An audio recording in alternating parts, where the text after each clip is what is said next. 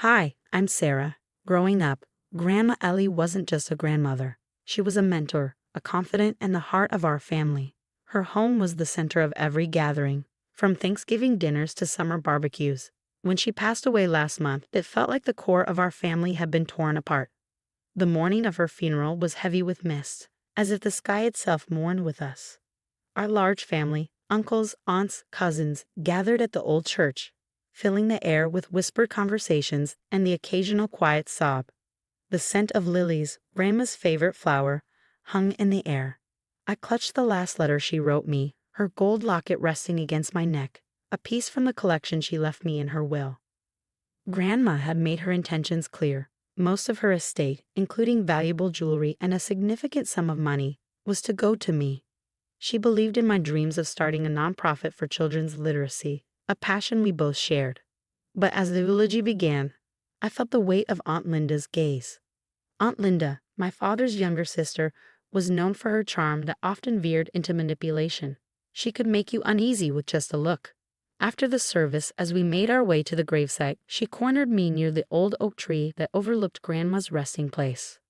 "Sarah, darling," she began, her voice sickly sweet. "You know how hard things have been for my kids lately. Surely you don't need all of Grandma's gifts." Her words hung in the air, a thinly veiled demand disguised as concern. I tightened my grip on Grandma's letter, feeling the edges bite into my palms. "Aunt Linda," I said, keeping my voice steady. "Grandma knew what she was doing when she wrote her will. It's not just about the money or the jewelry, it's about her trust in me to carry on her legacy." "Oh, come now," Aunt Linda pressed, her eyes flicking to the nearby mourners to ensure no one overheard. "Be reasonable. My kids could use a little help, and it's not like you're struggling." Her audacity made my heart race. I knew better than to argue with her here, in the middle of the funeral. Drama was her fuel. "Aunt Linda, this isn't the time or place. We can talk later if we must," I replied sharply. She flashed a tight smile that never reached her eyes and patted my shoulder, a bit too forcefully. "Of course, darling.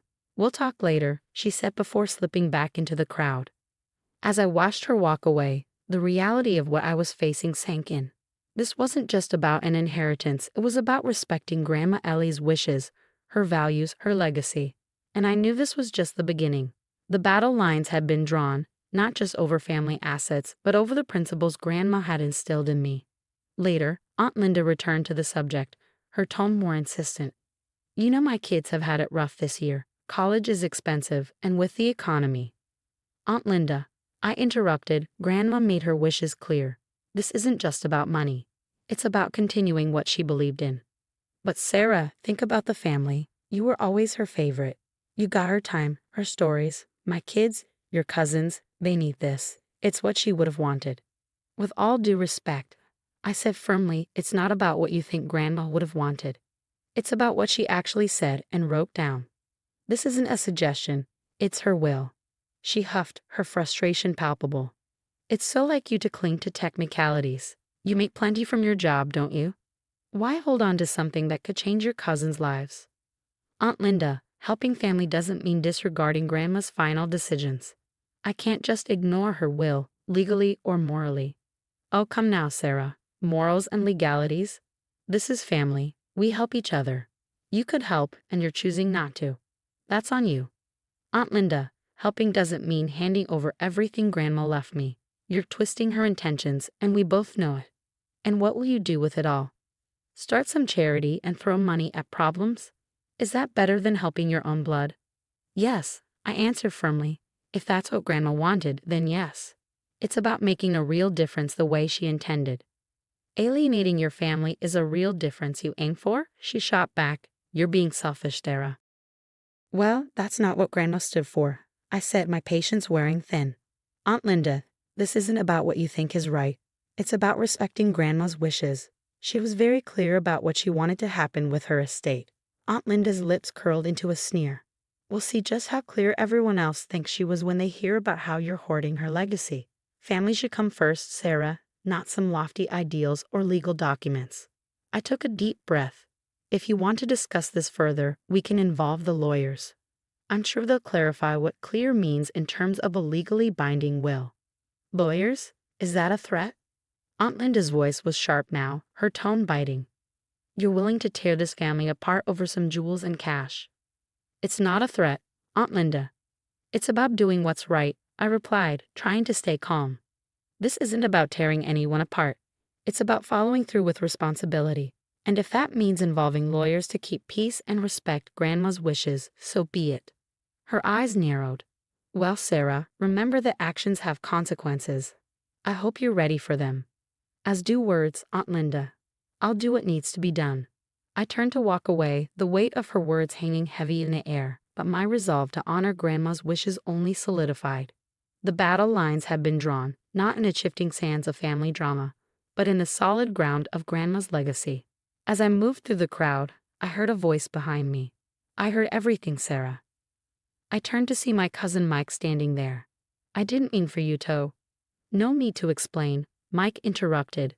Aunt Linda's been pulling this kind of stuff for years. You're just the latest. Got a minute to talk? Sure, I nodded. Several of us have had run-ins with her, Mike continued. Remember when Uncle Joe passed away and there was all that drama over his car collection? Turned out Aunt Linda promised her son his Mustang, even though it was meant to go to charity. I blinked, surprised. I had no idea it went that far. Mike nodded grimly. That's just the tip of the iceberg. You standing up to her. It's about time someone did. I just want to respect Grandma's wishes, I said. But Aunt Linda's making this personal, and it's splitting the family. You're not alone in this, Sarah, Mike reassured me. We can gather stories, put everything together, and show the family what's really been going on behind those sweet talks of hers. I hesitated, but then agreed. That sounds like a plan, but we need to be careful. We can't just throw accusations without proof. Agreed. I'll talk to a few people who've dealt with her before. We'll meet up later and compile everything. Thanks, Mike. This isn't just for me, it's for Grandma. Later that day, our cousin Jenna joined the conversation. I heard what Aunt Linda's trying to pull, and it's just not right, she said. She did something similar when Grandpa was in the hospital, trying to get him to change his will in her favor. It was disgusting. Wow, Jenna, I had no idea. Could you write that down? Any details you have would help. Absolutely. I'll send you everything tonight. We can't let her get away with this again. Thank you, I said, feeling a growing sense of determination. Here's the plan. We gather all the evidence we can, compile it into a clear presentation, and at the next family gathering, we lay it all out.